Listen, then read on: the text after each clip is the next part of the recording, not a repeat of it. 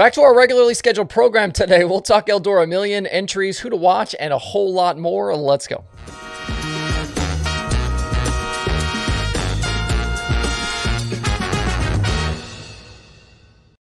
It's Wednesday, July 12th. I'm Justin Fiedler. This is Dirt Tracker Daily. We're back for round number 2 today, and this will be much more like the show I had originally planned for Wednesday. If you missed it earlier, Anthony Macri is out of his family-owned 39 M4 Eldora with Lance DeWeese taking the seat. We did an emergency episode earlier today, so check that out if you want more details. Also, if you don't do so already, please hit that subscribe button, whether that's on YouTube or where you listen to the podcast. My goal for the year is 25,000 YouTube subscribers, and we are very close to 20K right now. Subscribing is free. It always will be, and that helps me out, and it helps you out. All right, the Eldora Million opens today with split field prelim action, which will set things up for Thursday's big showdown. We've been hearing in the lead up to this week about how this is the highest paying sprint car race in history. But a friend in the industry pointed out something notable that I hadn't even thought about. This is actually the highest paying dirt race ever, not just sprint cars. Last year's Eldora Million for late models was $1,002,022 to win, but this one is $1,002,023 to win. So the biggest winners share by $1. The entries for the weekend have already been split into the two groups, and there are currently 83 cars, but this list is just pre-entries, and we know we've lost a few from here. The 69K obviously not coming. Don Kreitz tweeted about that, so that's one car down, and we know DeWeese is moving to the 39M. There will also be no Brandon Wimmer as the team DGRD6 machine had damage at Knoxville last week, and they are out. The Kaiser 23 is listed as driver TBA. I haven't seen anywhere who will drive that car. Another interesting note here, Parker Price Miller is listed in his own 9P and not the McGee 11 that he had supposedly reunited with. They ran the 11 at Huset's, but now back to PPM's own car. Cy Lynch will compete in his own 42 car this week, while Carl Bowser takes the seat of the McCandless 29 that Lynch has been racing out with the All-Star since PPM departed that car. So we'll see if anyone else shows up that wasn't on the pre-entry list, or if there are any that don't show up that were pre-entered. 80 plus cars is certainly more than I expected they'd get. Looking at some win chances, TJ Slideways over at TJslideways.com put together a whole seeded list of every driver on the pre-entry sheet and where they stack up based on stats and his opinion. His top 10 in order on that list are Rico Abreu, David Gravel, Brent Marks, Kyle Larson, Brad Sweet, Donnie Schatz, Tyler Courtney, Carson Macedo, Logan Schuchart, and Gio Scelzi. If I went line by line through that complete list, I could probably nitpick a few of these. Like I'd probably have Schuchart a little bit higher and Scelzi probably a little bit lower. I'll probably bump Kofoid up a bit too and drop Jacob Allen.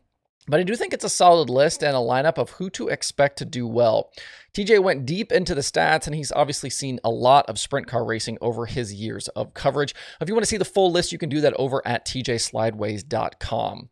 As a quick refresher, tonight's split field night will feature qualifying, heats with an invert determined by the wheel of either 6, 7, or 8. Top 5 from heats go to the feature with everyone else to Bs and Cs. Top 4 from the Bs transfer, and the 25-lap feature will also have an invert, also determined by the wheel, that will either be 8, 9, or 10. Drivers earn points all night long to set up Thursday's heat races. Each main event tonight is $12,000 to win. My guy Matt Weaver will be on the property all night long, all week long, providing coverage on his Twitter account, so make sure to follow at Matt Weaver RA. Wikipedia will also be a good follow as well, especially for the running points totals. I sent out a new Weaver piece last night. He's been doing some writing for Dirt Tracker, and I sent his newest one out via the slider last night. So if you want those in your email, head over to dirttracker.com/theslider. These come in your inbox, but I've also set up a whole page on the website where you can kind of see everything, sign up. There's past history there. You can sign up, get the emails, and see those past issues over at dirttracker.com/theslider. I'm sure there'll be more today from Weaver and through the weekend, so that'll be a good place to check out. Drop me a comment. Let me know what your picks are for the Million for the next couple of days. It's about to go down for sure. Last night, a lot of these sprint car teams were at Attica for the Brad Doty Classic. As expected, it was a healthy field. They had 48 cars in attendance. There's plenty of social media chatter about the Outlaws and their announcers dancing around the Million, including from Kyle Larson here just not that long ago.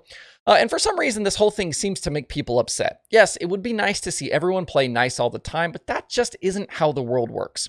There's plenty of pettiness and marked territories and all of that type of stuff in dirt racing, and it's not going to change anytime soon.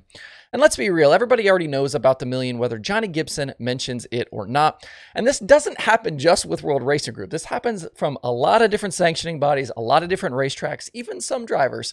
If you're curious, go search around a little bit. You'll see what I'm talking about. Anyways, back to the Brad Doty Classic. Kyle Larson started P2, drove straight to the lead at the green flag, and never looked back over the 40-lapper. He became the first driver to ever win back-to-back Brad Doty Classics in the event's history. Behind him, Sheldon Haudenschild tried to run him down, but came up short at the end, finishing second. Carson Macedo joined them on the podium. Donnie Schatz, Zeb Wise had nice charges through the field, with Schatz going 14th to 4th and Wise 19th to 6th. I think Zeb could be a sneaky dark horse pick for Eldora. He and that Rudine car continue to be really fast this season. In the Outlaw Championship hunt, we've got a new points leader again. Brad Sweet did not have a great night. He finished down in 15th, and that allowed David Gravel to jump up.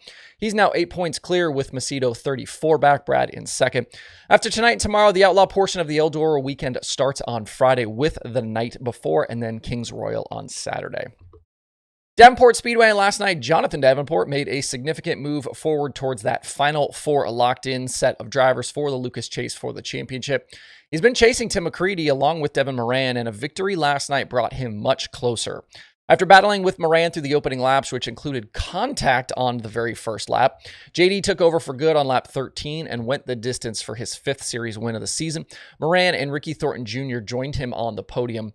Headed to Tri-City on Friday, Davenport is now only 20 points behind McCready for that all-important 4th spot, and Moran has closed to within 55. This gap between the three was 100 before last night, so things definitely getting tighter. I was impressed last night again with Drake Troutman as well. He continues to show speed in the late model. He finished inside the top 10. And Tyler Erb's miserable season here lately continues. He was out for the 2nd straight race early in the feature with issues. Next up is Friday at Tri-City, and Saturday they're headed to Wheatland. With the Super Dirt Car Series, Anthony Perrego led flag to flag at Big Diamond last night. Matt Shepard dogged him pretty hard over the final laps of that one, trying to find a way by, but Perrego was just good enough. It was Perrego's 3rd career series win, but it was his first in a points-paying race. Shepard ended up 2nd with Matt Williamson in 3rd. Up next, the big blocks head to Weedsport on Sunday with a guaranteed Super Dirt Week starting position on the line. The 5th and final week for the Summer Nationals will be shortened, as tonight's race at Shady Hill is already canceled. They'll try again tomorrow night at Butler before heading to Hartford, Oakshade, and Wayne County through Sunday. Elsewhere tonight, the USAC Midgets are at Mitchell County in Kansas for Mid-America Midget Week. We haven't seen the National Midgets in over a month. They last raced on June 10th at Lawrenceburg to close out Indiana Midget Week. They were actually supposed to race last night, but that got rained out. Logan Seavey currently leads Justin Grant and Jacob Denny in the championship standings, and we've had 6 different winners in 9 races. Ryan Timms, Denny, Buddy Kofoid have 2 wins apiece, with Gavin Miller, Zach Dahm, and Seavey having 1 each. Thomas Meserol is the defending winner at Mitchell County. He could certainly use a good run tonight. And after tonight, they will head to Jefferson County in Fairbury, Nebraska. Not that Fairbury, a different Fairbury. If you won't be watching the Million, you can check this one out instead, or you could double box it. Before we close out today, a quick update on Volunteer Speedway. The track announced today that local businessman and racer Brad Dyer will be taking over the promotion of the racetrack going forward. They'll be back racing on July 22nd for their normal weekly program. If you want to know what's going on at Volunteer, check out yesterday's show. It's some craziness there.